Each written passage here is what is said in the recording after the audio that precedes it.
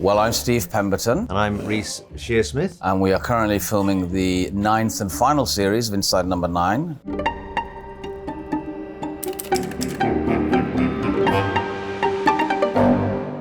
So what line sums up this final series? Is it the end? The end, ... / yes.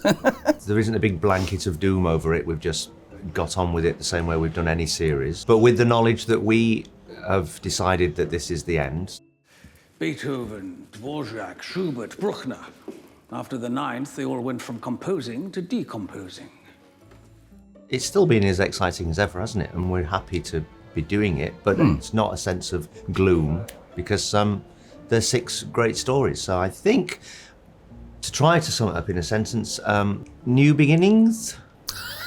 New beginnings. New beginnings. Yeah. I think increasingly when we're starting a new series, you've got the weight of all the previous series on your back, and everything we've done before, ever since series 1, has been there as pressure on us that we put on ourselves to not repeat ourselves, to try and keep pushing at doing new ideas, trying to be creative in different ways with our storytelling. Because as we've done more and more, everyone's got their favourite, and when a new one happens, they immediately compare it to their best of in their mind. So that's the challenge, to get past that. So I think we've managed again to do 6 surprising stories that we're happy with. And that's all you can ask for.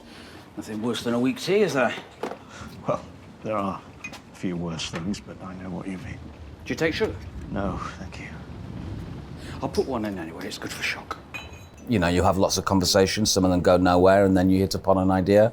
So it's been a nice balance for us, and hopefully it'll be a series that the fans think is a good send-off. We often think about not just the story, because that's everything really, but also how to tell it. We've got another one that's slightly playing with the format, which is a good episode. So we've done some things with the way of telling the story.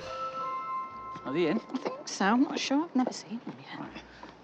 Oh, here we are. But we're not stopping, right? No. Yeah? Hello. People are thrilled by being appalled and being surprised. And the darkness of some of the stories, maybe. Television, anything that surprises you and you've not got clued into what's going to happen is great. You know, this is why we try to not watch trailers for things, you know, and we desperately try to keep the spoilers hidden. So I think that's an appeal, because people have an awareness that we're trying to do that. And that makes it harder, but I think people like it if it's sprung on them.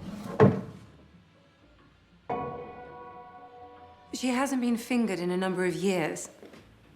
I do hope you'll be able to tighten the strings. There was some point in time when we were talking about doing sequels to some of the episodes, if there was anybody left alive. Well, I really loved the family drama of Love's Great Adventure, and because that didn't end with a bloodbath, which most of our episodes do, it's easy to see how you could return to that, and I loved working in that style. We did one about the world of magic, and I played a magician, and he was arrested in the end for murdering somebody. We talked about seeing him in prison or the trial, and then him getting out of prison like with a magic trick. That would have been nice to have explored his way of doing that. As far as a series of Inside Number 9 stories go, it probably is the end. In terms of our next project, we genuinely don't have any clue. We might take 5 years to come up with something, but it would better be good after 5 years of Well, yes, of development. Well, you would hope so.